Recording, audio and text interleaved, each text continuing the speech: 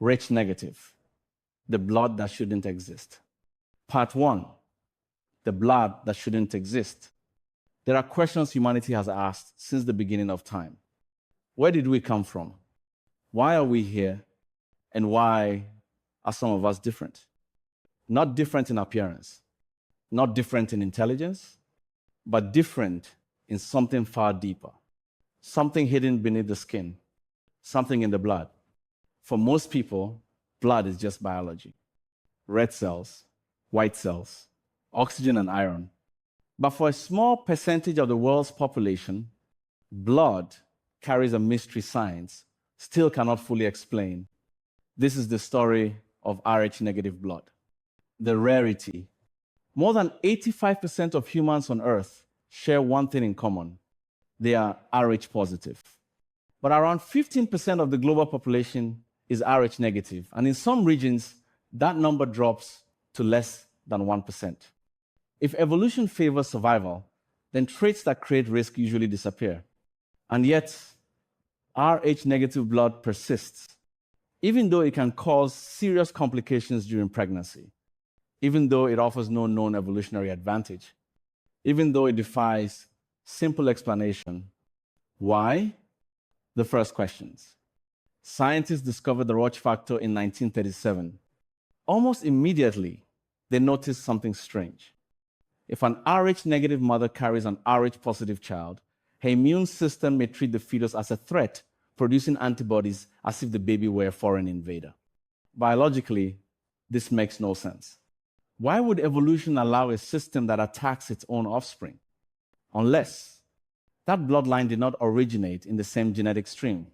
This question has haunted researchers, historians, and alternative thinkers for decades. And it leads us far beyond modern medicine, an ancient pattern.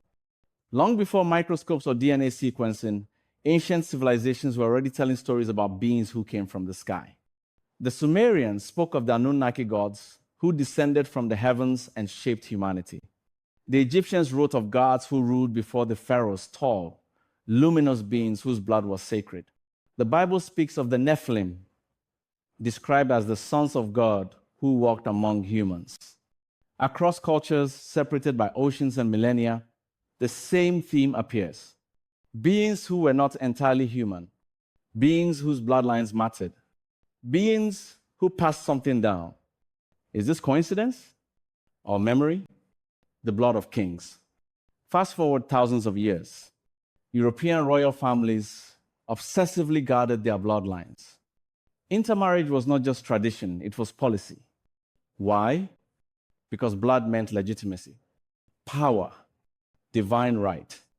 Historical records show unusually high percentages of Rh negative blood among certain royal families, particularly in Western Europe. Was this intentional selection or simply coincidence amplified by isolation? No one can say for sure, but the myth grew. And myths, when repeated long enough, begin to shape identity. The modern awakening. Today, people with Rh negative blood often report feeling different, not superior, just different. More sensitive, more introspective, more aware. Science does not confirm a biological cause for this, but psychology offers an explanation. When humans are told they are rare, they look inward. They search for meaning, and meaning is powerful.